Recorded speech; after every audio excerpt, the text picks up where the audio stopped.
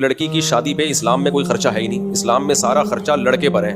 ولیمے کا خرچہ, مہر کا خرچہ. لڑکی پر تو ایک دھیلے کا خرچہ نہیں ہے. میں نے اپنی جب بیٹی کی شادی کی تھی میرا تو 1 روپیہ بھی خرچ نہیں ہوا, حالانکہ میرے پاس پیسے بہت تھے. اور کمال ہے ان دنوں میں نے اپنے گھر کے لیے فرنیچر خریدا. لوگ سمجھ رہے تھے بیٹی کے لیے جہیز خرید رہے ہیں. میں نے کہا بھائی میں اپنی بیگم کے لیے جہیز خرید رہا ہوں, کیونکہ جب میری شادی ہوئی تھی اس میں میں بہت غریب تھا, تو بیگم کو ڈھنگ کا فرنیچر بھی نہیں دیا تھا. میں نے 2 کمروں کا ایک گھر لیا تھا کرائے پہ, 2500 کرایہ تھا اس کا, اور غریب آباد سے پرانا فرنیچر لے کے ڈال دیا تھا. میں نے کہا فی الحال گزارا کرو. تو پھر جب میری بچی کی شادی تھی تو مجھے خیال ہوا کہ اب اللہ نے مجھے گنجائش دی ہے تو میں اپنی گھر والوں کے لیے اچھا فرنیچر اب لے لیتا ہوں, کیونکہ ظاہر ہے شادی ہے تو وہ آئیں گے تو نا, لوگ گھر میں مہمان آئیں گے. تو اب میں اس وقت میں نے فرنیچر خریدا اپنے گھر والوں, اچھا فرنیچر خریدا. لوگ سمجھ رہے تھے میں بچی کے لیے جہیز خرید رہا ہوں. میں کہا نہیں بھائی, ہمیں جو بچی کے لیے سسرال ملا ہے وہ بھی خاندانی ہے الحمدللہ, وہ 1 روپے بھی جہیز نہیں لیتے. اور میں نے ان کو بھی بتا دیا میرے پاس پیسہ ہے الحمدللہ, جب میں اپنی گھر والی کے لیے لے سکتا ہوں تو بچی کے لیے نہیں لے سکتا, لیکن لوں گا نہیں. میں اس رسم کو ختم کرنا ہے, یہ جہیز کی رسم. اتنا کنڈیم کرو اس جہیز کی رسم کو, اتنی حوصلہ شکنی کرو کہ جو جہیز دے رہا ہو لے رہا ہو, لوگ اس کو لعنتیں دیں, ابے بے غیرت, ابے بے شرم.